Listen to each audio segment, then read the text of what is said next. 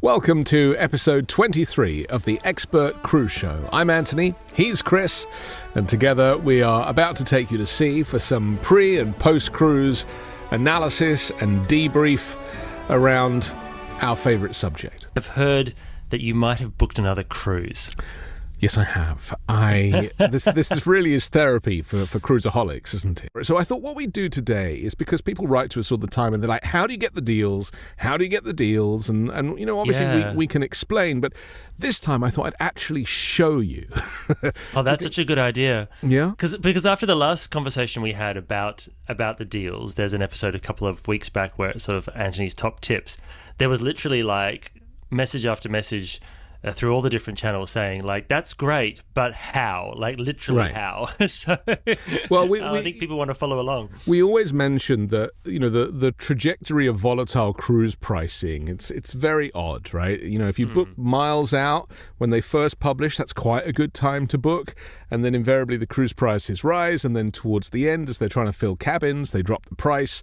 So sign up for all the alerts. That's the most important thing. Make sure that you are signed up for all of the loyalty programs. And also, not just signing up for the loyalty programs, but sign up for promotional emails and promotional, yes. You know, and then the other thing which we talked about a little bit on the previous episode was how I booked these casino offers as well through Celebrity and Royal Caribbean, and that can bring the price of a cruise down to next to nothing, $200 or $300 just paying the tax and the port fees.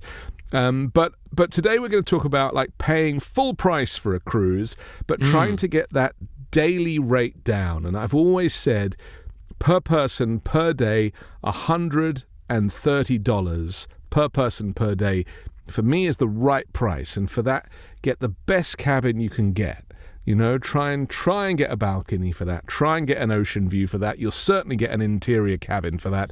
Everyone's different, but I don't think we should be paying more than around $130 a day for a cruise. I believe you have just booked a off-the-rack cruise, so no sort of special sort of behind-the-scenes deals. I believe you've just booked one for $61.92 per person per night.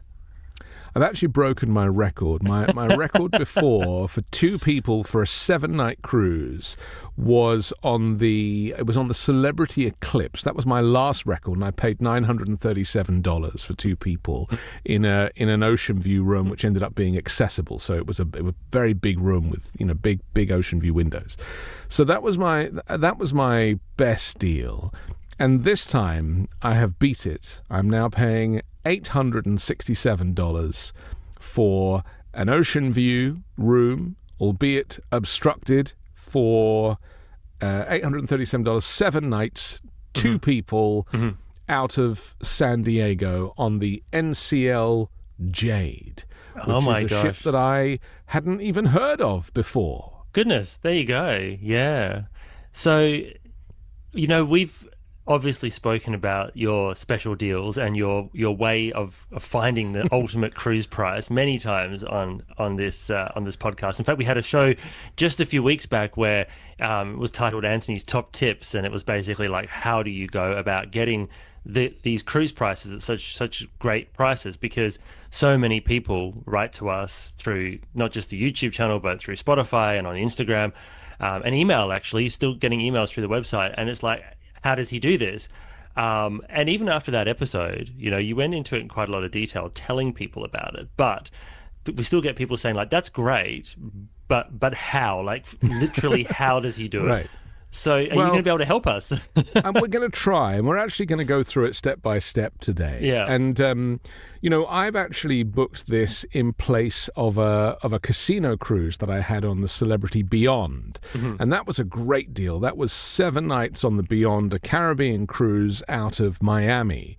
And I'd only paid $424 for an ocean view cabin on deck 3 of the Beyond. I mean, that was the deal of a lifetime. Admittedly, we did have to put some money into the casino on the last Celebrity cruise to get that offer. Sure. But the reason I cancelled it was because the cost of flying to Florida was prohibitive. It's just domestic. It costs more than the cruise, isn't it? Yeah. It was going to be $1,000 to fly for 2 of us to Florida, and the thing is, flying domestically in Europe is so cheap. It can be like €10, €29, €49. I mean, there's always a deal to be had, but it's cheap. Whereas in the US, they sting you. Since air travel was deregulated, and they don't play the same kind of competition games as they do in Europe, and consequently, even if you fly on Spirit Airlines or Air Southwest, it's still very expensive, $400, $500, $600 per person to fly, cross country. And so I was like, we're not doing that. I don't want to, by the time you've paid for the flights, and then you've added the cases, and then you've got to get a hotel and get there the night before, I was like, screw that. I want to check out San Diego Port. I've stopped in San Diego before on a previous cruise, but I've never started a cruise from San Diego. So that's the plan this time. Checking out all the West Coast ports, eh? Checking out all the West Coast ports. I mean, Vancouver, Seattle, San Diego, certainly, Port of LA, San Pedro, and then the Carnival terminal, which is right next door, Queen Mary in Long Beach. So there's plenty of options, not forgetting places like Anchorage as well, or there's various places on the West Coast. So San Diego is such a beautiful place. It's actually considered to be one of the US's happiest places to live. Did you know that? How wonderful. Well, there you go. Yeah. Sounds like a nice place. So you went ahead and got yourself a membership with cruisedeckplans.com. And I think as we get started, we should probably mention that this is not an episode that is sponsored. So this is literally just your way of doing these bookings. And I think you're going to walk us through basically the process of how, from finding the cruise to booking the cruise, how you went about it. Right. So the first thing we'll do is I always book direct with the cruise line, because I think you've got more chance of being upgraded that way. And, if there's any issues, they don't give you the excuse. The same as the airlines, where they're like, I'm sorry, you didn't book with us, so this is really nothing to do with us. And that happens. So I would never use apps like Skyscanner to find flights, for example, because to me, that's going to take you away from the airlines. And it's the same with cruise booking. I invariably would go straight to the cruise company's site. And so on the NCL site, which you can see here, what I've done is I've put in my port of departure, I've put in my destination, which in this case is the Mexican Riviera, and I've put in my duration, which is 5 to 8 days. Yeah, so that's just direct on NCL.com. Direct on NCL.com. And so if you're searching by price, because I always sort, price low to high, you're basically looking at, Norwegian Jade, Norwegian Jade, Norwegian Jade. Now, do we know much about the Norwegian Jade? Didn't it start off as a ship built specifically to sail in Hawaiian waters? Well, actually, the Norwegian Jade is one of the classes of ships that it kind of grew out of the what is now the Norwegian Spirit, because Norwegian Cruise Line was owned at the time by Star Cruises, which was based in the Asian market, and they were building this fleet of ships for their services. And they had the Superstar Virgo and the Superstar Leo, both of which were Leo class cruise ships, which the Superstar Leo later became the Norwegian Spirit. And then they kind of upscaled that design into what is now known as the Jewel class. But in the process of doing that, they realized that this type of ship would probably be very useful for Norwegian Cruise Line, which of course they were owning. They had an ownership stake in at the time. So they moved the Jewel class across exclusively to NCL. And in place of it, some of the older NCL ships came to Star Cruises. So there was kind of like a swap that was done. And this particular one, Norwegian Jade, she not only sailed as Norwegian Jade, but she was supposed to be a sister ship to run in sort of conjunction with the Pride of America in the Hawaiian market. But ultimately, she has ended up sailing with NCL as Norwegian Jade for much, much longer than that. But you can find images of her online when she was sailing as Pride of Hawaii. She had the beautiful Hawaiian hull art on her bow, but has been given multiple refurbishments since then, and very much feels like, whilst Pride of America is still very much a Hawaiian style, bit of an outlier in the NCL fleet, the Jade is very much part of the family. So, and there's 3 dual class ships currently sailing with NCL now, which is great because, older, smaller ships, I think, they're from the year 2000 through 2007 or something like that. I mean, they're a good 20 years old, these ships, but, they've had recent refurbishments and they've been upgraded, and one of them I think has had a whole new interior, like brand new interior, whereas the Jade hasn't had a full kind of, what do they call it, revolutionizing them? Yeah, she's not quite Norwegian Spirit. And the Norwegian Spirit is one of your favorite ships, right? So, well, she is. And look, I only had experience with her post her $100 million refit. And she's smaller than Jade. Spirit is 75,000 gross tons. Jade is 93,500 or so gross tons. 965 feet in length. So she's by traditional standards, she's a big ship. But of course, the ships have got so much bigger that she's kind of in that like upper mid size now. Right. But she's a similar size to QE2 and to Queen Victoria and Queen Elizabeth, currently sailing for Cunard. QE and QV, the same sort of size as them. Arcadia for P&O, for example, and the Millennium class for celebrity cruises. So that kind of category, yeah. And it's such a great size. I mean, it's hard to express to people how important it is to find a ship that has around 2,500 passengers, because comparatively you're going to have around 1,000 crew. And so the ratio of crew to passengers is much greater than it is on the mega ships. The mega ships will have maybe 2,500 crew, but will have 6,000 passengers. And so, an Icon class, I mean, it has, if you include the crew and the passengers, you've got almost 10,000 people on those ships, right? So, I mean, this is a completely different situation to that. But for me, it's all about the pricing, and it's about the value, and it's about how much fun you can have just on your own. I don't need the kind of trappings and all of the latest gizmos. I don't care for robots making me cocktails and stuff like that. Rather like a human made me a cocktail, right? Using human arms instead of robot arms. Yeah, we've had this technology for millennia. This is very true. So give me a 90,000 ton ship any day. So I want to try out the Jade just to see what it's like. I've watched a bunch of vlogs.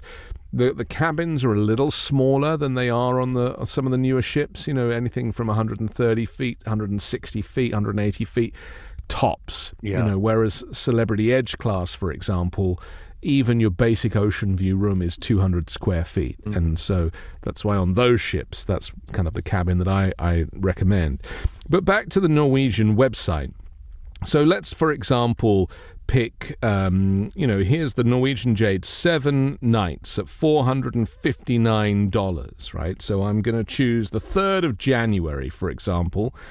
And as you can see on the screen as it loads. Yeah. It's taking its sweet merry time. There we go. So it's offering us an inside cabin for $459 per person for 7 nights. So let's switch to an ocean view, because the ocean view room is only really about $80 more than that. The balcony then goes up to $849. So that's double the price of the inside cabin. So to me, the balcony doesn't really make sense at this price. Whereas the ocean view is just a small step up from the inside cabin. So that's where we're going to go. And if we look across, a family ocean view is $739. An ocean view with a picture window, $580. A regular ocean view is $560. But here's the sweet spot: the obstructed ocean view, which are actually larger than a regular ocean view. If you look at the sizes here, as it shows you, 161 feet to 183 feet. versus 140 feet to 161. So Gosh, an obstructed ocean view is actually bigger than a regular ocean view, which just has a porthole. So we're going to select that one for this sailing.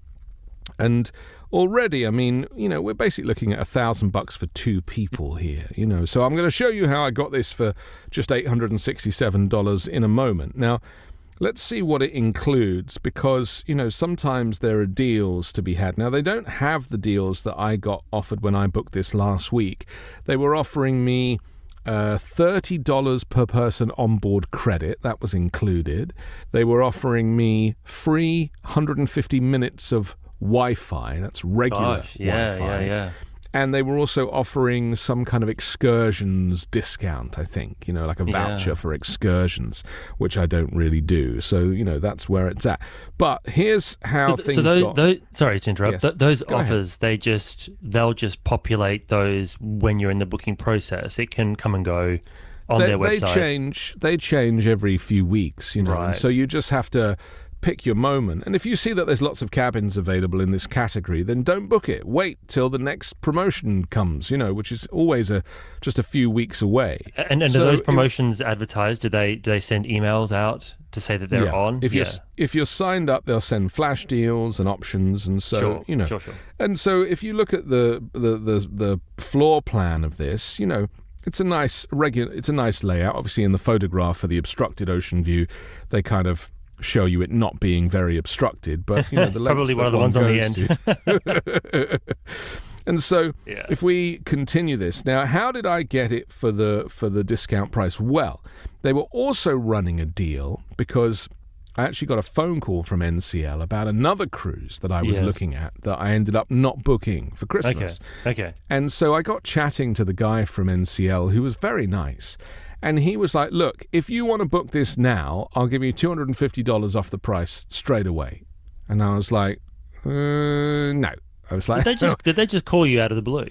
Yeah, just called me. And I think I said this to you on a previous episode. They're obviously like pretty desperate. And I think that obviously there's a tourism crisis at the moment. So this was an extra deal that they were offering over the phone. So I thought, no, I'm not going to do that. I don't want to go on that cruise. I was just getting a quote.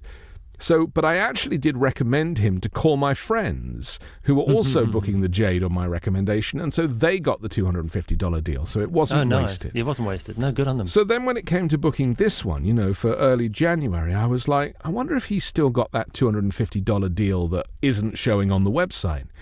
So I send him an email with a link to this and the cabin that I was interested in, and he goes, yeah, I'll give you the extra $250. And so my total price in the end was $867. But what's interesting about it is that and if you break that down, what does that get down to? $61 a day per person? $61.90 something, yeah. I mean, that you cannot... There's no way you can get like 5 meals a day. No. 2 shows a day or 3 shows a day. Bingo, trivia, general knowledge, all of the extras, a beautiful pool club and yoga and all the stuff that you can take advantage of on these ships. You couldn't get that on land for $61 a day, even in the 1950s. So I really feel like the value proposition to get on a beautiful ship that's been relatively recently renovated in a cabin that's a decent size with a window. You're not going to see much, but at least you get some natural light. Yeah. Is an absolute steal. And it just goes to show that, whilst I don't like to phone up for deals because I hate communicating over the phone, giving personal information over the phone and credit card info, I'd much rather just do it online. In this case, it was worth it to get the price down from $1,000 to $860. So Gosh.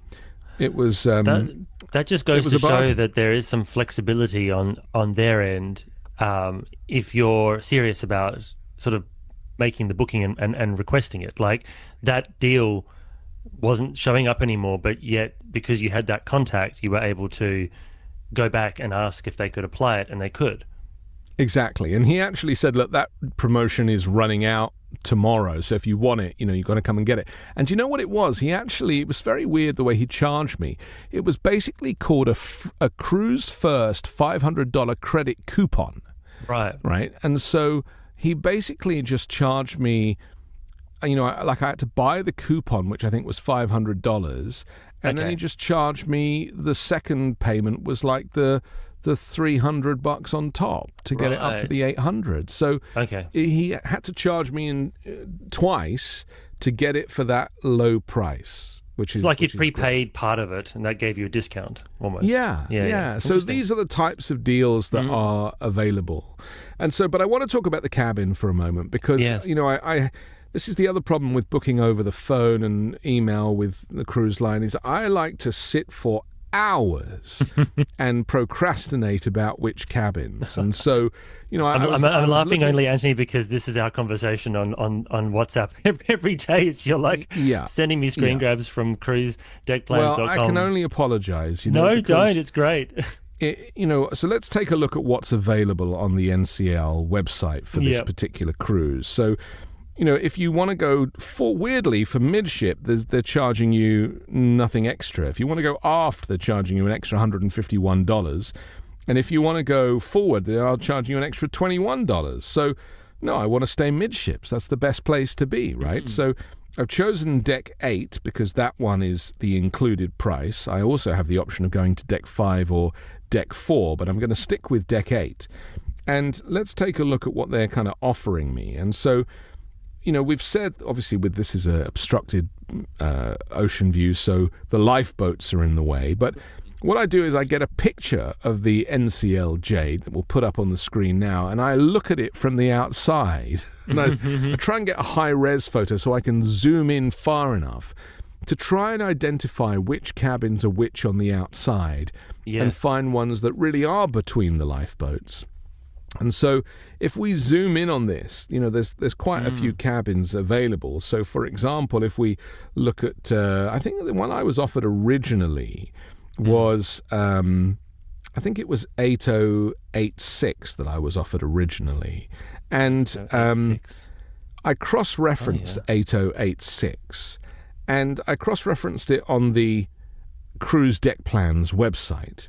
And so I popped into deck 8 there, and I saw something on here that was very interesting, and I was like, hang on a second, I didn't see this on the other plan. So if we zoom in on 8086, to the left of it there looks like a staircase, and I was like, this is not right. I can't have a room that's outside a staircase. And I'd never seen that before. Interesting. So I tapped on this little video option where you can actually watch videos, and I saw on one of these videos that it wasn't a staircase outside the room. It was actually the crew access door.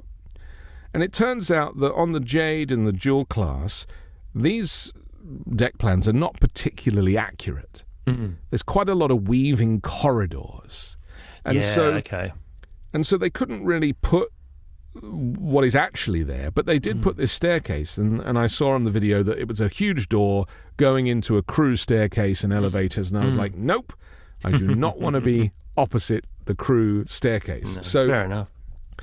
And it was a shame because 8086 is between the lifeboats, and it does have quite a good view out of it. So I started looking around to see what else was available, and because, of course, if you're staying in the same category, there's no reason why the cruise company shouldn't be able to switch you from one cabin to another cabin. Oh, you would think so. Right, because you're not changing categories. It should be quite a simple switch. And so I identified an alternative, and I think it was 8562 is the one that I decided to go with in the end. And I emailed them, and I was like, could you switch me into this one, please? And, I said, I don't want to be opposite a staircase. And he was like, yeah, no problem, done. So I was like, that's easy. So which one did you get switched into? 8562, which is further forward, and it's port side. Yes, there it is. And I always like to be port side because, as I've said before, like 7 times out of 10, the ship docks on the starboard side, and it's sometimes for me nice not to be on the dock side. It's a little noisier if you want to rest. Sometimes you're better off being on the side that's out to sea when you're in dock. Now, that's not a rule. That's just, it's just some old wives' tale that I'm kind of sticking with. But then I see this kind of large empty section in the middle of this area here. Yes, I can see. What is that area? So then I go, okay, well, what's below us? So let's kind of go to the deck below and see what's there. And on deck 7, unfortunately, in that area is the Bliss Ultra Lounge, which is, of course, the nightclub. Now, lesson number 1. Yep. You don't want to be above the nightclub on any ship at any time. And I was like, oh, this is annoying. I don't want to have to change again. So then I was weighing up between which windows are going to be big enough in which cabins versus being over the Bliss Ultra Lounge. Because it turns out, if I go back to deck 8 again, sorry for the minutiae here, but this is what this episode is all about. Yeah, no, but actually, some of these cabins on deck 8 have different types of ocean view windows. So, for example, if we look at 8080, let's see if I can 8080, there we go. Show this because it's got some photographs. Oh yes. See if they've got a picture here. We can see that there are 2 windows rather than 1. And they're actually not very big windows. They're actually very small windows. And so you really don't want to, if it was me, given the choice, I would much rather be in a cabin that had 1 larger window than 2 tiny little slits.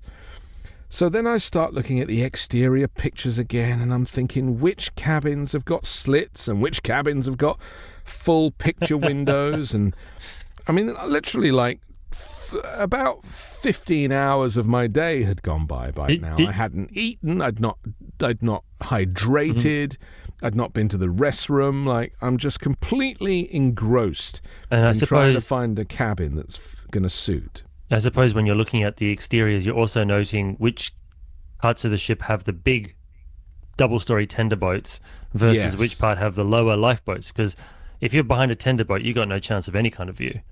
Exactly. And that's a big problem. Yeah. So here's a perfect example. So I'm now showing a cabin 8582, and it shows the 2 little slitty windows on cruisedeckplans.com. And, these little slitty windows, they're fine, but I don't know, I kind of liked the idea that you could each get out of bed on separate sides and you could open your own window and have a little look out, as opposed to climbing on the bed to look out the middle to see out the big window. But it's all about light, so I was like, no, I'm going to have to like risk it.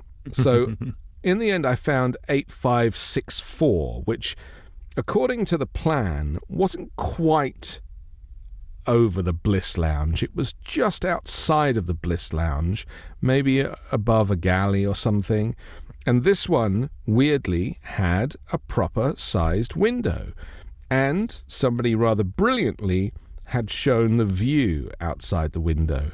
And as I'm showing here, you can actually see the sea, you can see down to the promenade deck, you can see a little bit of the kind of davit holding the lifeboat. But this is, to me, a much better window for this type of a cabin. So now I'd kind of come to another conclusion that it was time to get in touch with Norwegian again and ask them to change me for a 3rd time. And so that's what I did. And so I got in touch and I said, please, can I take 8564? 8564. And they were like, sure. And so that was an easy switch. So that's very nice. For anyone who's following along at home on the free version, because if you've got the paid version, you get access to more images, which is what Anthony's showing you. But the free version, if you go a little bit further back to 8596 and hover over the photo, that's another one like what you're describing, where the boat is so low down that you actually get quite a good view, and it literally just shows the picture of the window. If you had a cabin further forward, behind those big tender boats, that whole view would just be looking at the tender. Right. So this is the effort that one has to go to with an obstructed ocean view. Now, if you don't have the head for this, if you don't have the patience for this level of nuance, then just go book yourself, pay a little more, because all I'm really saving by doing this was about $40 per person for the whole cruise. I think though for you, it seems to me as if it's like the hunt is almost worth It's the hunt.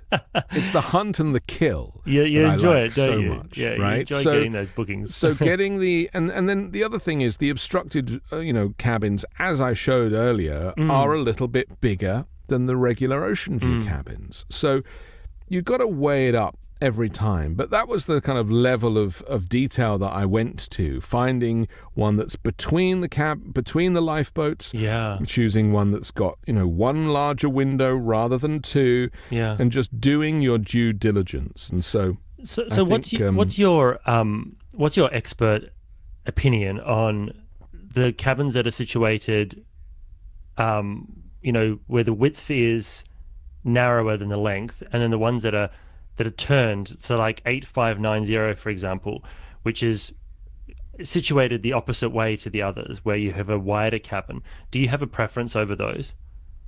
Well, the thing about 8590 as an example, which you're right, it is oriented different, is I think this is a slightly smaller cabin. I think this is going to be in the 130 foot size. I would have chosen this cabin if it was available, yes, because I actually prefer for the window to be to the side of the bed rather than behind the bed, because then you can actually go up to it and look out of it. And so, look, it's early days yet. We've still got a few months. I'm probably going to switch cabins at least 3 more times before we actually don't look any further aft, because there's some big ones at the back in that same category, 8596, 8598. They look huge. I don't know if the those ones are actually scale. accessible. Those are all accessible cabins. Accessible cabins, yes. So that's why they're bigger. And I agree, they are great cabins. But I never want to take up a cabin that is meant for somebody who needs it for their wheelchair. But those. I mean, look, if you select a guaranteed cabin, which I occasionally do, and you get given an accessible cabin, like I did on the Celebrity Eclipse. I mean, I was very happy with that, because instead of the room being 180 feet, it ended up being 280 feet. So, it's actually nice to see so many accessible cabins on board as well. An older ship, they quite often don't have, the older ships don't have the same level of accessibility, but this one particularly, around this aft staircase, seems to have, I mean, there's 8 there, and then a few further down by the stairwell itself, by the lifts or elevators. So, it looks like they've taken that into account here. This is just an example of how you can get a cruise here. This is sailing the Mexican Riviera. The other thing is, take a look at the homepage of the ship on cruisedeckplans.com, because it says here, built in 2006, the NCL Jade internal volume is 94,000 tons. It has 1,200 staterooms. It has 2,800 passengers, 1,100 crew, 15 passenger decks, 10 with cabins, but a space ratio of 32 gross tons per passenger on this ship. Now, we've discussed this in the past. Some ships have, I think, the only ship that has a greater space ratio is the Queen Mary 2, obviously, and we've talked about that in previous episodes.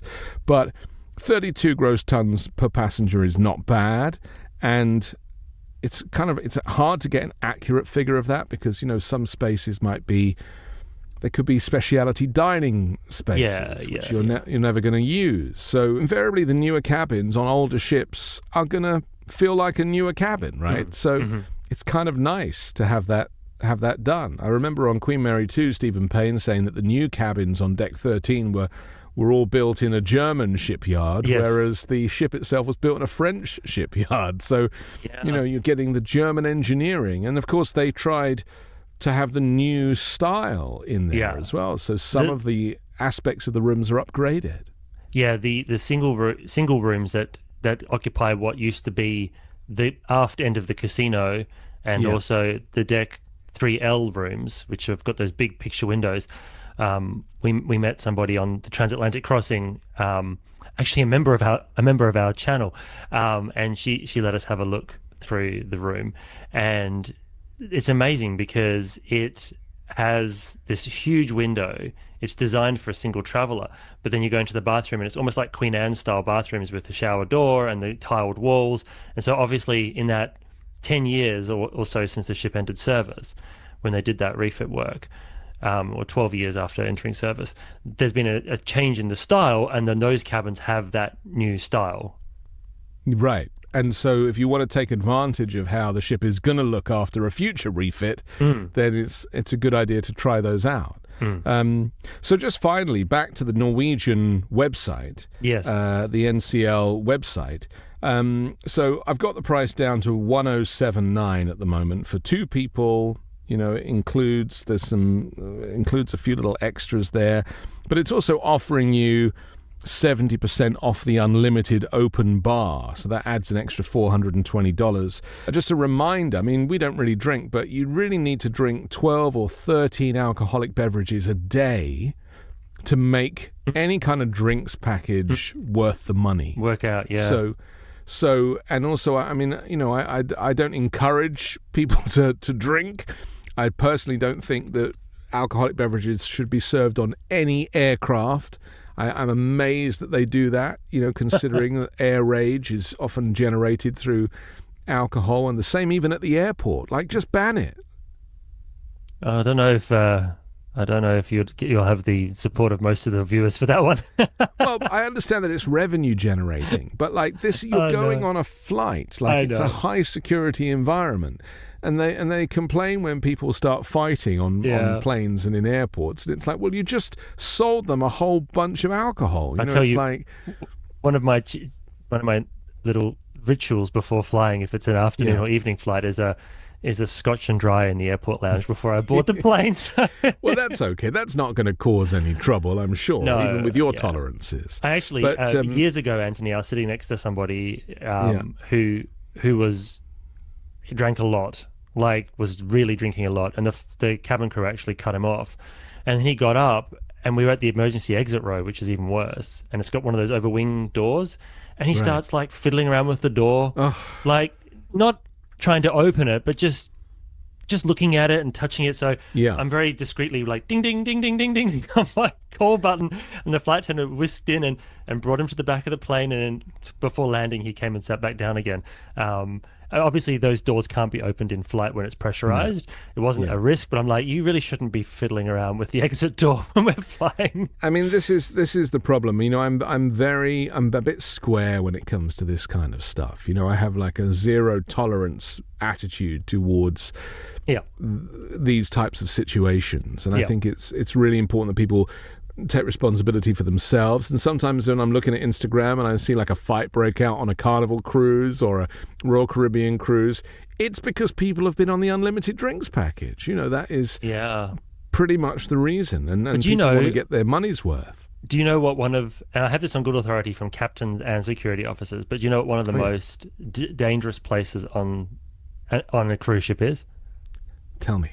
The guest laundry.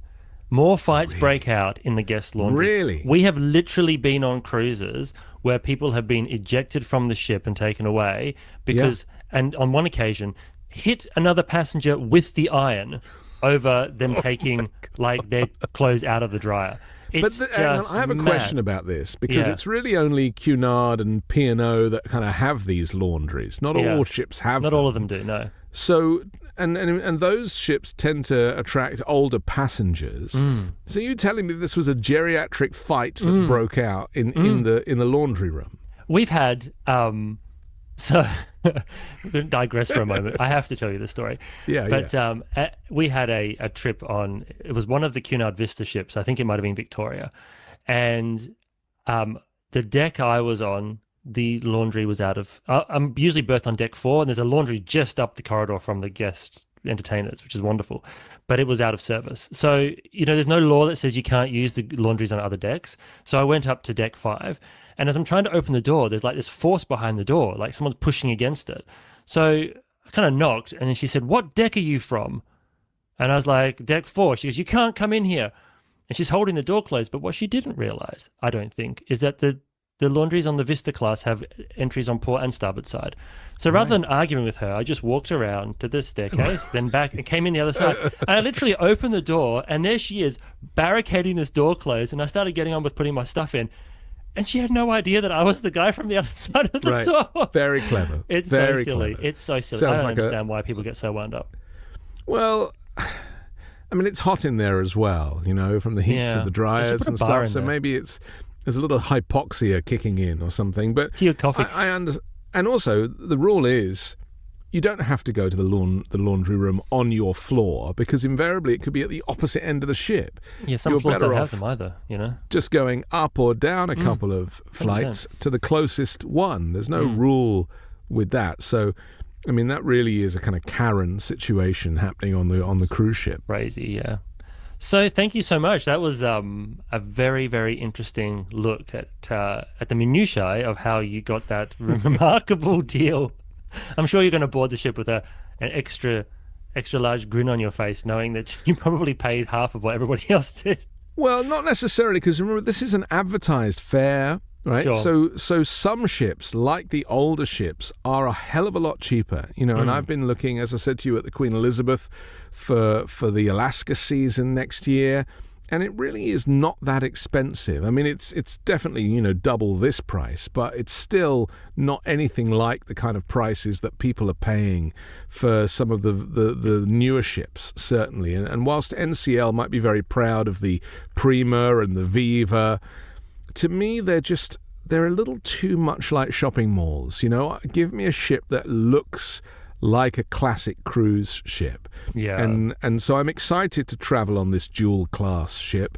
And obviously, once I've been on it next year, we'll bring a special episode including all of my footage and photographs, and we can talk about the minutiae, because it's exciting to try different ships. Absolutely. And then next week, we're actually both going to be going cruising soon, and I'm just about to go and have a cruise on a Carnival ship here in Australia, the Carnival Adventure. So she's one of the two outliers in the Carnival fleet. So we'll be bringing a Carnival specific episode in future weeks. And I believe you're going back on your favourite ship as well. I'm back on the flagship of the Cunard Line, Queen Mary 2, so I'll be bringing details of that crossing here, and then I'm going on the Quantum of the Seas. That's right, the Royal Caribbean. That's right. Quantum class, original Quantum class. In a few weeks as well. So we've got lots to report on. We'll be bringing all of that to you here on the Expert Cruise Show, and always put your questions down below, and we'll always do a kind of special episode, hopefully answering your questions. And it's nice to know that we're in good company when it comes to these types of things. So many lovely comments as well, and one particular one that caught my eye this morning is the compliments on your speaking voice, Anthony. Well, that is, people think it's because I'm from good stock, but it's not true. We're all Cockneys in my family. I just had elocution lessons. You've learned, yes. I often say to people, don't waste money going to university. Just spend 500 quid on some elocution lessons, and people think you've gone to Oxbridge. I think maybe this episode where you did most of the talking will be one of our highest rating yet. I don't know about that, but I'm pleased that I had the opportunity to share this reservation process, the cross-referencing, the calling NCL and getting your room switched. Don't think that your first stab at booking is it, right? There's always room for change. Pay the least deposit that you can. If the sailing's nearby, then invariably less than 3 months you're going to have to pay in full. But there are so many different ways to go about booking, and this is just one example of that. Very good. Well, thank you all for joining us in this latest episode of the Expert Cruise Show. Don't forget to check out the show's Instagram channel, which Anthony looks after on Instagram, and also the Substack, The Maritime Historian, which is where I share information about not just cruising, but also maritime history as well. Wonderful. Thanks again. We'll dock the ship and catch you next time on the Expert Cruise Show. Bye for now. Goodbye.